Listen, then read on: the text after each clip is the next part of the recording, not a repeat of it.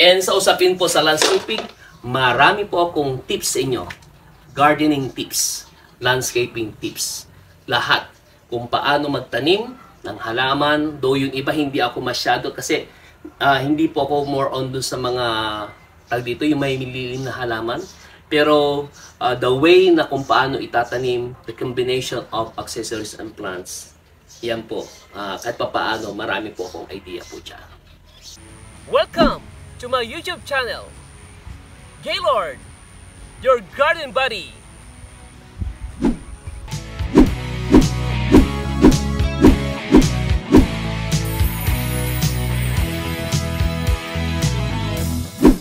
Hello mga ka-garden lovers. Samahan niyo po si Garden Buddy. Maglinis po tayo dito sa garden ni Papa Tom. Hindi na po kasi nalilinis. Kaya lang, it so happen po na magkakaroon po ako ng revision po dito. Ay, yung pong part po kasi niyan, mayroon po kasi extension, no? Malaki pa po yun, no? Siguro, nasa 4 square meter pa na extension po nung pinaka-lagoon nung waterfall po dito. So, I have here parang waterfall. Ay, what I mean is, ang tawag dito, combination of fountain, no? So, akit mo na yung tubig doon, pupunin yung pinaka-paso, banga, then after mag-overflow. After mag-overflow, then saka ngayon babagsak po yung tubig dito sa waterfall. Ayan, pag ganyan po yan. Ako po yung nag-riprap po nung waterfall na ito. Kasi, maliit lang naman, at the same time, pinag-practicean ko lang naman.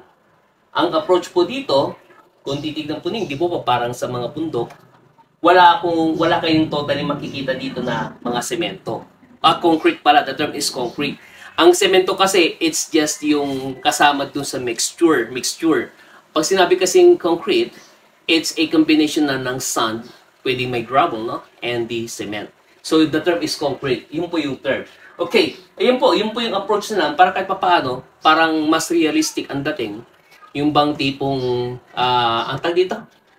Parang nga nasa bundok din, na akala mo puro mga bato lang. Then, meron akong mga halaman dito. Ang maganda po sa ginagamit sa ganito, kasi ito po pinapakapit sa bato eh. Yung ficus o yung sinasabi natin na balete, no? Meron po, kagaya po nito, ayan, mayroon ng withered woods, bang tawag doon, yung talagang pinatibay ng panahon, na hindi na basta-basta mabubulok yung ganitong klase ng kahoy, na kung saan parang ang ginagawa ko before dyan, kapag after nung bagyo, di ba yung mga kahoy na anod from Ilog River, papunta doon sa dagat, then naiipon na lang po doon sa may pampang, pinapahakot ko pa talaga yan. Okay? So dito, meron po kasing may approach na halimbawa, maglalagay ng halaman po dito, pwede ka maglagay ng kawa dito, para meron pong pagtatamnan ng halaman. Kaya lang para maging totoong dating, mas kinonsider ko na lang itong ficus. Tignan nyo po yung kanyang kuwan, tawag dito, yung kanyang, what's this? Yung pinakapuno niya, ayan, may design lang. Pero hindi dapat natatakpan, wala dapat obstruction, na makikita mo yung tubig na lalabas doon sa pinakabanga. Okay? Accent po kasi yun eh. Then bago siya babagsak dito sa waterfall. Kaya makikita po ninyo, sa bagay marami pong vlog na gagawin po dito. Itong part na ito, i-divide ko, tapos tatampakan ko yan, panibagong tambayan. Malit na lang po yung gagawin ko po dito. Kasi nga po, yung pong sa may ano ko nga po doon babagbagin ko po yun. No? Ayan lang naman. So, samahan nyo lang po ako maglinis. Meron pong part po dito na tatanggalin ko po yung mga bato. Mga puting bato. Garden stone.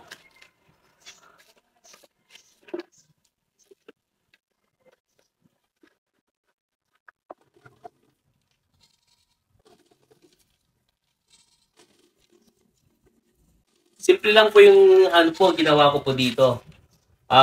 Meron po kasi itong submersible pump. 3/4 or 0.75 horsepower. Kasi nga po, mababa lang yung kanyang, ito, yung height. Ang ginagamit po kasi yung horsepower na yan, pag tinatanong po ninyo, yun po yung lakas nung submersible pump. Submersible kasi nga po, yun po yung pump na gumagana lang kapag inilubog. Tama po ba? Ibig sabihin, yung po kasing horsepower na yun, yun yung magdedetermine yung height na kaya niyang iakyat yung tubig bago ilabas. So, may pinag-usapan po doon ay yung pressure. Okay? So, ito, gumamit ako dito ng pinakatubo na 1/2 inches in diameter, yung pong water na manggagaling po dito sa lupa. Kaya ang tubig po dito, it's a cycle lang po talaga.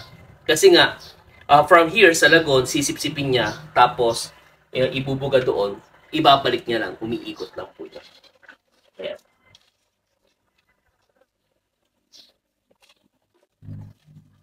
Gusto ko lang po malinis po dito, no?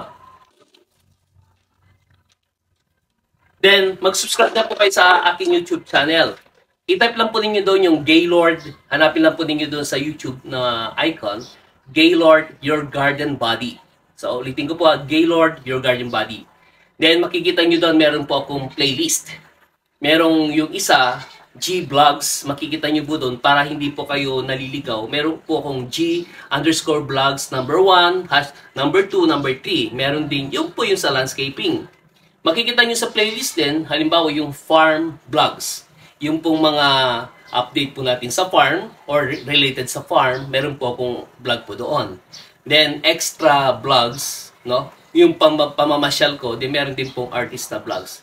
Extra vlogs, pag nakita naman po ninyo extra, kapag napanood po ninyo, meron po siyang ano, what's the term for that? Basta yung makikita nyo na ito pala yun. Kapag nakita yung G-Vlogs, landscaping. Kapag farm vlogs, farming. Kapag extra, pamamasyal ito. Pag artista, artista ito. Parang gano'n. So, tignan lang po ninyo, Gaylord, Your Garden Body. Doon po sa YouTube channel. Mag-subscribe na po kayo. Okay? And sa usapin po sa landscaping, marami po akong tips sa inyo.